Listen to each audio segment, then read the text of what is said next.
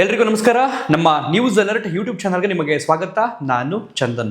ನಾನು ಕಳೆದ 3-4 ದಿನಗಳ ಹಿಂದೆ ಕೇರಳ ರಾಜ್ಯದಲ್ಲಿ ನಡೆದಂತಹ ಒಂದು ಘಟನೆಗೆ ಸಂಬಂಧಪಟ್ಟಂತೆ ಒಂದು ವಿಡಿಯೋ ಮಾಡಿದ್ದೆ. ಆ ಒಂದು ವಿಡಿಯೋ ಅಂದರೆ ಯಾವ ವಿಡಿಯೋಗೆ ಕಾರಣವಾಗಿತ್ತಲ್ಲ ಒಂದು ಘಟನೆ, ಆ ಒಂದು ವಿಡಿಯೋವನ್ನು ನೋಡಿ ಇಡೀ ದೇಶದಾದ್ಯಂತ ಜನ ಆಕ್ರೋಶಕ್ಕೆ ಒಳಗಾಗಿದ್ರು. ಆ ಯುವತಿಯನ್ನ ಬೇಗ ಬಂಧಿಸಬೇಕು, ಅವಳಿಗೆ ಶಿಕ್ಷೆ ಆಗಬೇಕು ಅಂತ ಜನ ಸಾಮಾಜಿಕ ಜಾಲತಾಣದಲ್ಲಿ ಆಕ್ರೋಶಗೊಂಡಿದ್ರು. ಅದಕ್ಕೆ ಸಂಬಂಧಪಟ್ಟಾಗೆ ಒಂದು ವರದಿಯನ್ನ ಮಾಡಿದೆ. ಅದು ಈ ಕ್ಷಣದವರೆಗೂ ಕೂಡ ಜನ ನೋಡ್ತಾ ಇದ್ದಾರೆ. ಕೆಲವರು ಅವಳಿಗೆ ಶಿಕ್ಷೆ ಆಗಬೇಕು, ಅವಳನ್ನ ಅರೆಸ್ಟ್ ಮಾಡಬೇಕು, ಅವಳನ್ನ ಬಂಧಿಸಬೇಕು, ಈ ರೀತಿ ಇನ್ನು ಈಗಲೂ ಕೂಡ ಕಾಮೆಂಟ್ಸ್ ಅನ್ನ ಹಾಕ್ತಾ ಇದ್ದಾರೆ. ಇನ್ನು ಕೆಲವರು ಪ್ರೆಸೆಂಟ್ ಏನಿದೆ ಅಪ್ಡೇಟ್ ಅನ್ನೋದನ್ನು ಕೂಡ ಕೇಳ್ತಾ ಇದ್ದೀರಿ. ಕಳೆದ 2 ದಿನಗಳ ಹಿಂದೆಯೇ ಆಕೆಯನ್ನ ಕೋಝಿಕೋಡ್ ಪೊಲೀಸರು ಬಂಧಿಸಿದ್ದಾರೆ. ಆದರೆ ನಾನು ಸ್ವಲ್ಪ ತಡವಾಗಿ ಮಾಹಿತಿಯನ್ನು ನಿಮಗೆ ನೀಡ್ತಾ ಇದ್ದೀನಿ. ಕಾರಣಾಂತರಗಳಿಂದ ಬೇರೆ ಕೆಲಸದಲ್ಲಿ ಬ್ಯುಸಿ ಆಗಿದ್ದರಿಂದ ಅದಕ್ಕೆ ಸಂಬಂಧಪಟ್ಟ ಅಪ್ಡೇಟನ್ನು ಕೊಡೋದಕ್ಕೆ ಆಗಿರಲಿಲ್ಲ. ಸೊ ಈಗ ಕಳೆದ 2 ದಿನಗಳ ಹಿಂದೆನೇ ಆ ಹುಡುಗಿ, ಆ ಯುವತಿಯ ಬಂಧನ ಆಗಿದೆ. ನ್ಯಾಯಾಂಗ ಬಂಧನದಲ್ಲಿದ್ದಾಳೆ ಪ್ರೆಸೆಂಟ್. ಆ ಯುವತಿಗೆ ಎಷ್ಟು ವರ್ಷ ಶಿಕ್ಷೆ ಆಗಬಹುದು, ಅಥವಾ ಅವಳು 14 ದಿನಗಳ ನ್ಯಾಯಾಂಗ ಬಂಧನದ ನಂತರ ಆಚೆ ಬರ್ತಾಳ? ಇನ್ನು ಕೆಲವರಿಗೆ ಏನಿದು ಘಟನೆ ಅನ್ನುವಂಥದ್ದೇ ಗೊತ್ತಿರೋದಿಲ್ಲ. ಆ ಯುವತಿ ಎಲ್ಲಿ ಅಡಗಿ ಕೂತಿದ್ಲು, ಪೊಲೀಸರು ಯಾವ ರೀತಿ ಅವಳನ್ನು ಬಂಧಿಸಿದ್ರು, ಎಲ್ಲವನ್ನು ಕೂಡ ವಿವರವಾಗಿ ನೋಡ್ತಾ ಹೋಗೋಣ. ಈ ಒಂದು ವಿಚಾರಕ್ಕೆ ಸಂಬಂಧಪಟ್ಟಂತೆ ಮ್ಯಾಟ್ರು ಆಲ್ರೆಡಿ ಹಿಂದಿನ ವಿಡಿಯೋದಲ್ಲಿ ನಾನು ನೀಟಾಗಿ ವಿವರವಾಗಿ ಎಕ್ಸ್ಪ್ಲೇನ್ ಮಾಡಿದ್ದೀನಿ. ಸೊ ಸರಳವಾಗಿ ಹೇಳಬೇಕು ಅಂತಂದರೆ, ಕಳೆದ ಗುರುವಾರ ಅಂದರೆ 15ನೇ ತಾರೀಕು ಸಂಕ್ರಾಂತಿ ಹಬ್ಬ ಆಗಿರುತ್ತೆ. ತದನಂತರ ಶುಕ್ರವಾರ ಅಂದರೆ 16ನೇ ತಾರೀಕು ಕೇರಳ ರಾಜ್ಯದ ಕೋಝಿಕೋಡ್ ಅನ್ನುವಂತಹ ಒಂದು ಜಿಲ್ಲೆಯ ಗೋವಿಂದಪುರಂನ ನಿವಾಸಿ ಅಥವಾ ಅಲ್ಲಿನ ಗ್ರಾಮದವರು ದೀಪಕ್ ಅನ್ನುವಂಥವ್ರು 42 ವರ್ಷದ ಒಬ್ಬ ವ್ಯಕ್ತಿ, ಯಾವುದೋ ಒಂದು ಬಟ್ಟೆ ಅಂಗಡಿಯಲ್ಲಿ ಸೇಲ್ಸ್ ಮ್ಯಾನೇಜರ್ ಕೆಲಸ ಮಾಡ್ತಾ ಇರ್ತಾರೆ. ಅವರು ಒಂದು ಖಾಸಗಿ ಬಸ್ನಲ್ಲಿ ಪ್ರಯಾಣ ಮಾಡ್ತಾ ಇರ್ತಾರೆ.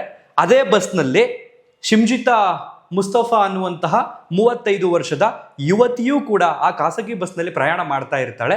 ಆ ಬಸ್ ಎಲ್ಲಿಂದ ಹೊರಟಿರುತ್ತೆ ಅಂತಂದ್ರೆ ಕೋಝಿಕೋಡ್ನ ಪಯ್ಯನ್ನೂರು ಎನ್ನುವಂತಹ ರೈಲ್ವೆ ನಿಲ್ದಾಣದಿಂದ, ರೈಲ್ವೆ ಸ್ಟೇಷನ್ನಿಂದ ಅಲ್ಲಿನ ಬಸ್ ಸ್ಟ್ಯಾಂಡ್ಗೆ ಹೋಗ್ತಾ ಇರುತ್ತೆ. ಒಂದು ಆಸುಪಾಸು ಒಂದು 3-4 ಕಿಲೋಮೀಟರ್ ವ್ಯಾಪ್ತಿಯಲ್ಲಿ ರೈಲ್ವೆ ಸ್ಟೇಷನ್ ಹಿಡಿದು ಬಸ್ ಸ್ಟ್ಯಾಂಡ್ಗೆ ಹೋಗ್ಬೇಕಲ್ಲ ಜನ ಸಹಜವಾಗಿ.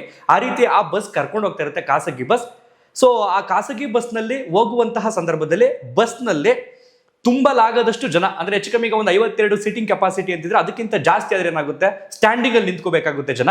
ಅದೇ ರೀತಿ ದೀಪಕ್ ಅನ್ನುವಂಥವ್ರು ಕೂಡ ಬಸ್ನಲ್ಲಿ ನಿಂತಿರ್ತಾರೆ. ಹಾಗೇನೆ ಈ ಶಿಮ್ಜಿತಾ ಮುಸ್ತಫಾ ಅನ್ನುವಂಥ ಆ ಹುಡುಗಿ ಕೂಡ ನಿಂತಿರ್ತಾಳೆ. ಸೊ ಸಾಕಷ್ಟು ಜನ ನಿಂತಿರ್ತಾರೆ. ಆ ಸಂದರ್ಭದಲ್ಲಿ ಆ ಯುವತಿ ಒಂದು ವಿಡಿಯೋವನ್ನ ಮಾಡಿಟ್ಕೊಂಡಿರ್ತಾಳೆ. ಅಂದ್ರೆ ದೀಪಕ್ ಅನ್ನುವಂತಹ ಆ ವ್ಯಕ್ತಿ ನನಗೆ ಲೈಂಗಿಕ ಕಿರುಕುಳ ಕೊಟ್ಟ ಬಸ್ನಲ್ಲಿ ಹೋಗುವಾಗ. ಅಂದ್ರೆ ಆತನ ಎಲ್ಬೋ ಏನಿದೆ, ಅಂದ್ರೆ ಮೊಳಕೈ ಏನಿದೆ, ಅದರಲ್ಲಿ ನನ್ನ ಎದೆಯ ಭಾಗಕ್ಕೆ ಟಚ್ ಮಾಡ್ತಿದ್ದ. ಸೊ ಈ ರೀತಿ ಹೋದ್ರೆ, ಈ ರೀತಿ ಬಂದ್ರೆ, ಬಸ್ನಲ್ಲಿ ಪ್ರಯಾಣಿಸುವಾಗ ಈ ರೀತಿ ಹೆಣ್ಮಕ್ಳಿಗೆ ಕಿರುಕುಳ ಆಯಿತು ಅಂತಂದ್ರೆ ನಾವು ಯಾವ ದೇಶದಲ್ಲಿದ್ದೀವಿ? ಸೊ ಈ ರೀತಿ ನನಗೆ ಆಗಿದೆ, ಅವಮಾನ ಆಗಿದೆ, ನನಗೆ ಕಿರುಕುಳ ಆಗಿದೆ ಅಂತ ಅಂದ್ಕೊಂಡು ಆ ಹುಡುಗಿ ಆ ವಿಡಿಯೋನ ಚಿತ್ರೀಕರಣ ಮಾಡಿಕೊಂಡು ಹೋಗಿ ಅಪ್ಲೋಡ್ ಮಾಡಿರ್ತಾಳೆ ಅವಳ ಸಾಮಾಜಿಕ ಜಾಲತಾಣವಾದ ಇನ್ಸ್ಟಾಗ್ರಾಮ್ ಖಾತೆಯಲ್ಲಿ. ಆ ಇನ್ಸ್ಟಾಗ್ರಾಮ್ ಅಕೌಂಟ್ನಲ್ಲಿ ಅವಳು ವಿಡಿಯೋ ಬಿಟ್ಟಂತ ವಿತಿನ್ ಎ ಡೇ ಒಳಗಡೆ 20 ಲಕ್ಷ ಜನ, ಅಂದರೆ 2 ಮಿಲಿಯನ್ ವ್ಯೂಸ್ ಆಗಿರುತ್ತೆ ಆ ಒಂದು ವಿಡಿಯೋಗೆ. ಸೊ ಹೆಂಗಸರಿಗಿಂತ ಹೆಚ್ಚಾಗಿ ಗಂಡಸರ ವಿಡಿಯೋದಲ್ಲಿ ಆ ವ್ಯಕ್ತಿಗೆ ಮುಗ್ಗ ಬೈದಿರ್ತಾರೆ.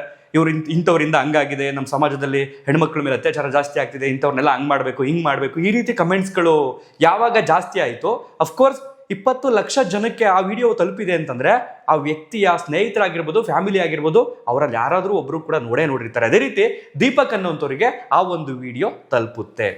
ಆ ವ್ಯಕ್ತಿ ಅದನ್ನು ನೋಡಿ ನಾನು ಇವಳ ಮೇಲೆ ಆಕ್ಷನ್ ತಗೋಬೇಕು, ಆ ರೀತಿ ಮಾಡಬೇಕು, ಈ ರೀತಿ ಮಾಡಬೇಕು, ಲೀಗಲ್ ಆಗಿ ಅಡ್ವೈಸನ್ನು ಕನ್ಸಲ್ಟ್ ಮಾಡಬೇಕು ಅಂತೆಲ್ಲ ಕೂಡ ಅವ್ರ ಫ್ಯಾಮಿಲಿ ಮೆಂಬರ್ಸ್ ಹತ್ರ ಮಾತಾಡಿರ್ತಾರಂತೆ. ಯಾವತ್ತು? ಶನಿವಾರ ಸಂಜೆ. ಈ ಘಟನೆ ನಡೆದಿದ್ದು ಶುಕ್ರವಾರ ಬಸ್ನಲ್ಲಿ ಪ್ರಯಾಣ ಆಗುವಂತ ಸಂದರ್ಭದಲ್ಲಿ. ಶನಿವಾರ ಬೆಳಗ್ಗೆ ಹುಡುಗಿಯ ವಿಡಿಯೋವನ್ನ ರಿಲೀಸ್ ಮಾಡ್ತಾಳೆ. ಶನಿವಾರ ಸಂಜೆ ಈ ವ್ಯಕ್ತಿ ಫ್ಯಾಮಿಲಿಯವ್ರ ಜೊತೆ ಡಿಸ್ಕಸ್ ಮಾಡ್ತಾನೆ. ಜೊತೆಗೆ ಫ್ಯಾಮಿಲಿಯವರು ಧೈರ್ಯವನ್ನು ಕೂಡ ನೀಡ್ತಾರೆ. ಮನೆಗೆ ಒಬ್ಬನೇ ಮಗ ಸೇಲ್ಸ್ ಮ್ಯಾನೇಜರ್ ಆಗಿ ಬಟ್ಟೆ ಅಂಗಡಿಯಲ್ಲಿ ಕೆಲಸ ಮಾಡ್ತಾ ಇರ್ತಾರೆ 42 ವರ್ಷದ ದೀಪಕ್. ಏನಾಯ್ತೋ ಏನೋ ಗೊತ್ತಿಲ್ಲ, ಬೆಳಕಾಗುವಷ್ಟರಲ್ಲಿ ಭಾನುವಾರ ಬೆಳಗ್ಗೆ 7 ಗಂಟೆ 8 ಗಂಟೆ ಸಂದರ್ಭದಲ್ಲಿ ಅವ್ರ ಮನೆಯವರು ಬಾಗಿಲು ಬಡಿದು ನೋಡಿದ್ರೆ ಮಗ ಬಾಗಿಲು ತೆಗಿತಾ ಇಲ್ಲ. ಅಕ್ಕಪಕ್ಕದವ್ರನ್ನ ಕರ್ಕೊಂಡ್ಬಂದವ್ರ ತಾಯಿ ಬಾಗಿಲು ಒಡೆದಾಕಿ ನೋಡಿದ್ರೆ ಆ ಮಗ, ಅಂದರೆ ಯಾರು ನಾನು ಅವಳ ಮೇಲೆ ಆಕ್ಷನ್ ತಗೊಳ್ತೀನಿ, ಹಂಗೆ ಮಾಡ್ತೀನಿ, ಹಿಂಗೆ ಮಾಡ್ತೀನಿ ಅಂತ ಹೇಳಿ ಮಲಗಿರ್ತಾರಲ್ಲ, ಅಂದರೆ ಆ ವಿಡಿಯೋದಲ್ಲಿ ಇರುವಂತಹ ವ್ಯಕ್ತಿ, ಆ ವ್ಯಕ್ತಿ ಫ್ಯಾನ್ಗೆ ನೇಣು ಹಾಕೊಂಡು ಸತ್ತೋಗಿರ್ತಾರೆ. ಸೊ ಈ ಒಂದು ಘಟನೆ ಯಾವಾಗ ಬೆಳಕಿಗೆ ಬರುತ್ತೆ, ತದನಂತರ ಭಾನುವಾರ ಸೋಮವಾರದ ನಂತರ ಆ ವ್ಯಕ್ತಿ ಸತ್ತೋದ ಆ ವೈರಲ್ ವಿಡಿಯೋದಲ್ಲಿದ್ದಂಥ ವ್ಯಕ್ತಿ ಅನ್ನುವಂಥದ್ದು ಯಾವಾಗ ದೇಶದಾದ್ಯಂತ ಸಂಚಲನವನ್ನು ಸೃಷ್ಟಿ ಮಾಡುತ್ತೆ, ಆವಾಗ ಅದೇ ಜನ ಮತ್ತೆ ರಿವೈಂಡ್ ಮಾಡಿಕೊಂಡು ಆ ವಿಡಿಯೋವನ್ನು ನೋಡ್ತಾರೆ. ಅದರಲ್ಲಿ ಆ ವ್ಯಕ್ತಿಯದ್ದು ಒಂದು ಸಣ್ಣ ಎಳ್ಳಷ್ಟು ತಪ್ಪಿರುವುದಿಲ್ಲ ಅನ್ನುವಂಥದ್ದು ಜನರಿಗೆ ಅರಿವಾಗುತ್ತೆ. ವಿತಿನ್ ಎ ಸೆಕೆಂಡ್ ಅದೇ ಜನ ಯಾರಿಗೆ ಬೈದಿದ್ರಲ್ಲ ಯಾವ ವಿಡಿಯೋ ನೋಡ್ಕೊಂಡು ಅದೇ ಹುಡುಗಿಗೆ ಬೈಯೋದಕ್ಕೆ ಸ್ಟಾರ್ಟ್ ಮಾಡ್ತಾರೆ. ಇವಳನ್ನ ಅರೆಸ್ಟ್ ಮಾಡಬೇಕು, ಇವಳಿಂದ ಒಬ್ಬ ಅಮಾಯಕ ಸತ್ತ. ಯಾಕಂತಂದ್ರೆ ಆ ವಿಡಿಯೋವನ್ನ ಗಮನಿಸಿ ನೋಡ್ತಾ ಇದ್ರೆ ಆ ವ್ಯಕ್ತಿಯ ಉದ್ದೇಶವಾಗ್ಲಿ ಅಥವಾ ದುರುದ್ದೇಶವಾಗ್ಲಿ ಯಾವುದೇ ರೀತಿಯಲ್ಲೂ ಕೂಡ ಆ ವ್ಯಕ್ತಿಯ ಗಮನವೇ ಇರಲಿಲ್ಲ. ಆ ಹುಡುಗಿ ವಿಡಿಯೋ ಮಾಡ್ತಿದ್ದಾಳೆ ಅನ್ನುವಂಥದ್ದು ಕೂಡ ಆತನಿಗೆ ಗೊತ್ತಿಲ್ಲ. ಅವನ ಬ್ಯುಸಿಯಲ್ಲಿ ಅವನು ಅಷ್ಟು ಜನದಟ್ಟಣೆ ಇರುವಂತಹ ಬಸ್ನಲ್ಲಿ ಒಂದು ಬ್ಯಾಗ್ ಹಿಡ್ಕೊಂಡಿದ್ದಾನಲ್ಲ, ಆ ಬ್ಯಾಗ್ ಹಿಡ್ಕೊಂಡಿರೋ ಕಾರಣ ಹಿಂಗೆ ಬ್ಯಾಗ್ ಹಿಡಿದಾಗ ಆ ಎಲ್ಬೋ ಟಚ್ ಆಗಿದೆ. ಸೊ ಅದು ಕೋಇನ್ಸಿಡೆನ್ಸ್ ಆಗಿರ್ತಕ್ಕಂಥದ್ದು, ಬೇಕು ಅಂತ ಮಾಡಿರ್ತಕ್ಕಂಥದ್ದಲ್ಲ ಅನ್ನುವಂಥದ್ದು ವಿಡಿಯೋನ ಪರಿಶೀಲನೆ ಮಾಡಿ ನೋಡಿದಾಗ ಸಾಮಾಜಿಕವಾಗಿ ಜನರಿಗೆ ಅರಿವಾಯಿತು. ಆಗ ಹಿಗ್ಗಾಮುಗ್ಗ ಈ ಹುಡುಗಿಗೆ ತರಾಟೆಗೆ ತೆಗೆದುಕೊಂಡ್ರು.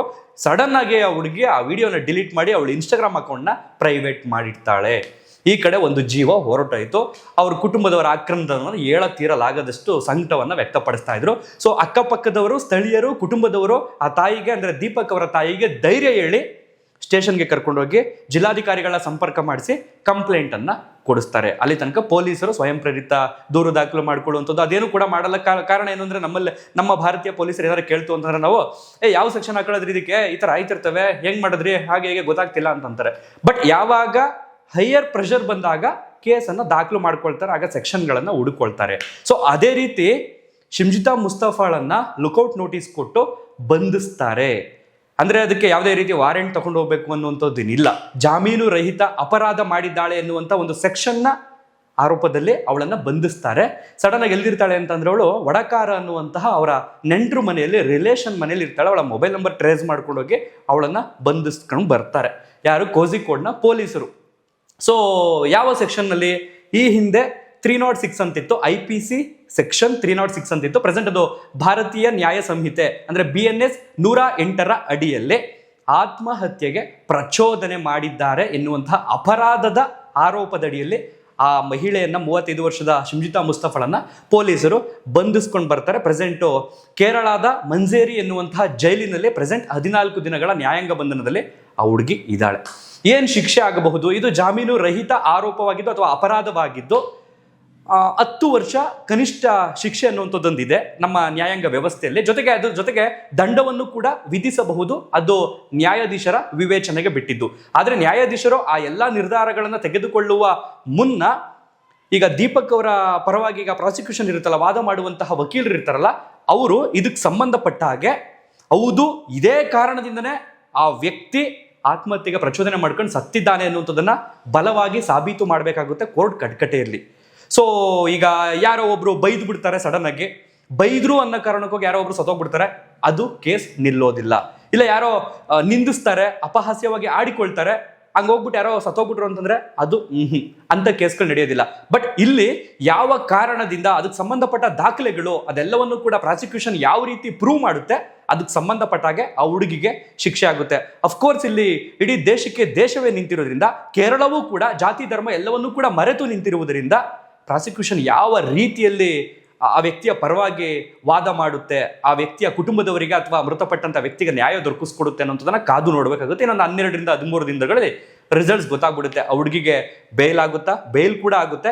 ಅಪರಾಧದ ಗಂಭೀರತೆಯ ಸ್ವರೂಪವನ್ನ ಅರಿತು ನ್ಯಾಯಾಧೀಶರ ವಿವೇಚನೆಗೆ ಬಿಟ್ಟಿದ್ದು ಬೇಲ್ ಕೊಡಬೇಕಾ ಬೇಡವಾ ಅನ್ನುವಂಥದ್ದನ್ನು ಕೂಡ ಮುಂದಿನ ದಿನಗಳಲ್ಲಿ ಕಾದು ನೋಡ್ಬೇಕಾಗುತ್ತೆ. ನಮ್ಮ ಕಾನೂನೆಲ್ಲ ಆ ರೀತಿ ಇದೆ. ಸೊ ಇದು ನಡೆದಂತಹ ಘಟನೆ. ಈಗ ಕೆಲವರು ಕೇಳ್ಬೋದು, ಈಗ ತಪ್ಪಾಗಿದೆ ಇಲ್ವಾ ಅನ್ನೋಂಥದ್ದನ್ನ ನಾವು ಹೇಗೆ ಜಡ್ಜ್ಮೆಂಟ್ ಬರೋದಕ್ಕಾಗುತ್ತೆ ಅಂತ. ಅಫ್ಕೋರ್ಸ್ ಆಕೆಯೇ ಬಿಟ್ಟಂತ ವಿಡಿಯೋದಲ್ಲಿ ಆಕೆನೇ ಕೊಟ್ಟಂತ ನೆಕ್ಸ್ಟ್ ರಿಯಾಕ್ಷನ್ ಒಂದು ವಿಡಿಯೋ ಇದೆ. ಅವಳು ಸೀದಾ ಬಸ್ನಲ್ಲಿ ವಿಡಿಯೋ ಮಾಡ್ಕೊಂಡು ಬಂದು ಇಮಿಡಿಯೇಟ್ ಆಗಿ ಅದಕ್ಕೆ ಸಂಬಂಧಪಟ್ಟಾಗ ಏನ್ ಬೇಕು, ಅವಳಿಗೆ ಕಿರುಕುಳ ಆಗಿದೆ ಅಥವಾ ಅವಳಿಗೆ ಅಲ್ಲಿ ಮಾನಸಿಕವಾಗಿ ದೈಹಿಕವಾಗಿ ಆತ ಏನೋ ಹಿಂಸೆ ಕೊಟ್ಟಿದ್ದಾನೆ ಅಂತಂದ್ರೆ ಅದಕ್ಕೆ ಸಂಬಂಧಪಟ್ಟಾಗ ಅವಳಿಗೆ ಮೊದಲಿಗೆ ಬೇಕಾಗಿರುವಂಥದ್ದು ನ್ಯಾಯ ಸಿಗುವಂಥದ್ದು ಎಲ್ಲಿ? ಕಾನೂನಿನ ಚೌಕಟ್ಟಿನಲ್ಲಿ, ಲೀಗಲಿ. ಸೊ ಅದಕ್ಕೆ ಸಂಬಂಧಪಟ್ಟಾಗೆ ಹುಡುಗಿಗೆ ಈ ಇನ್ಸ್ಟಾಗ್ರಾಮ್ನಲ್ಲಿ ರೀಲ್ಸ್ ಬಿಟ್ಬಿಟ್ಟು ವ್ಯೂಸ್ ತಗೋಬೇಕು, ಫಾಲೋವರ್ಸ್ ತಗೋಬೇಕು ಅನ್ನೋ ಹುಚ್ಚು ಅನ್ನುವಂಥದ್ದು ಇಲ್ಲಿ ಪ್ರಮುಖವಾಗಿ ಕಾಣ್ತಾ ಇದೆ. ಅದನ್ನು ಹೊರತುಪಡಿಸಿ ಆಕೆ ಏನಾದರೂ ಪೊಲೀಸ್ ಸ್ಟೇಷನ್ ಮೆಟ್ಟಿಲತ್ತಿ, ನಾನು ಈ ಥರ ಬಸ್ನಲ್ಲಿ ಪ್ರಯಾಣಿಸಿದ್ದ ಸಂದರ್ಭದಲ್ಲಿ ಈ ರೀತಿ ಯಾವುದೋ ಒಬ್ಬ ವ್ಯಕ್ತಿಯಿಂದ ನನಗೆ ಕಿರುಕುಳ ಆಗಿದೆ, ಅದಕ್ಕೆ ಸಂಬಂಧಪಟ್ಟ ವಿಡಿಯೋ ಮಾಡಿದ್ದೀನಿ ನೋಡಿ ಅಂತಂದು ಪೊಲೀಸರು ಅದಕ್ಕೆ ಸಂಬಂಧಪಟ್ಟಾಗ ಯಾವುದೇ ರೀತಿ ಕ್ಯಾರೆ ಅನ್ನಲಿಲ್ಲ ಅಂತಂದಾಗ ಆ ಹುಡುಗಿ ಅದಕ್ಕೆ ಸಂಬಂಧಪಟ್ಟಾಗೆ ವಿಡಿಯೋ ಬಿಟ್ಟಿದ್ದಿದ್ರೆ ಅಫ್ಕೋರ್ಸ್ ಅದನ್ನ ಒಪ್ಪಿಕೊಳ್ಳಬಹುದಾಗಿತ್ತು ಪ್ರಾಥಮಿಕವಾಗಿ. ಆದರೆ ಹುಡುಗಿ ಅದೇ ರೀತಿ ಯಾವ ರೀತಿನೂ ಮಾಡಿಲ್ಲ. ಸೀದಾ ಬಂದ್ಲು, ಮನೆಗೆ ಬಂದ್ಲು, ಅವ್ರ ಮನೆ ಮುಂದೆ ಗೇಟ್ ಮುಂದೆ ನಿಂತ್ಕೊಂಡ್ಲು, ವಿಡಿಯೋ ಮಾಡಿದ್ಲು. ವಿಡಿಯೋ ಹೊಡೆದಲ್ಲಿ ಏನು ಹೇಳಿದಾಳೆ ಅಂತಂದ್ರೆ, ನನಗಿಂತ ಮುಂಚೆ ಮುಂದೆ ನಿಂತಿದ್ದಂತಹ ಓರ್ವ ಯುವತಿಗೆ ಆತ ಆ ರೀತಿ ಕಿರುಕುಳ ಕೊಡ್ತಿದ್ದ.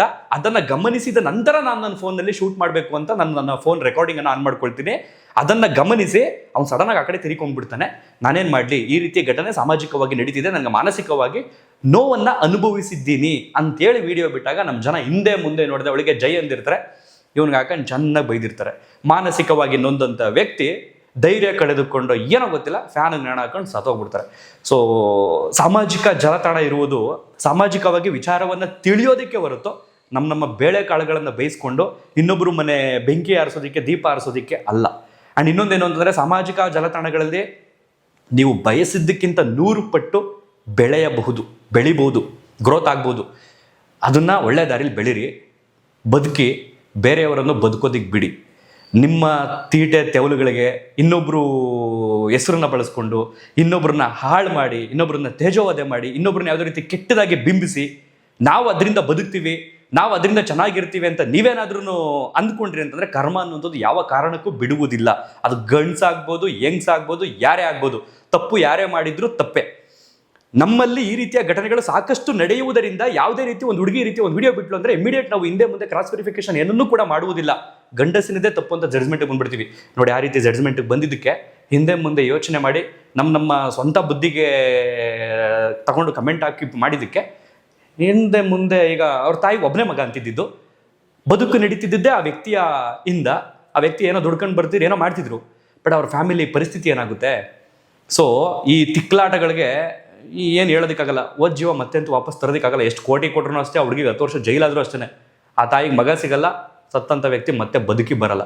ಸೊ ಹಾಗಾಗಿ ಈ ಚೌಕಟ್ಟಿನಲ್ಲಿ ಬದುಕ್ತಾ ಇದ್ದೀವಲ್ಲ, ಈ ಸಾಮಾಜಿಕ ಜಾಲತಾಣಗಳು ನಮ್ಮನ್ನು ಮೆರೆಸ್ತವೆ, ಎಷ್ಟು ಬೇಕೋ ಅಷ್ಟೊಂದು ತೊಗೊಂಡೋಗಿ ನಿಲ್ಲಿಸ್ತವೆ. ಅದನ್ನು ಒಳ್ಳೇದಕ್ಕೆ ಉಪಯೋಗಿಸ್ಕೊಳ್ಳಿ. ಒಳ್ಳೇದಕ್ಕೆ ಉಪಯೋಗಿಸ್ಕೊಂಡು ಬದುಕುವಂಥವ್ರು ಬೆರಳೆಣಿಕೆ ಜನ.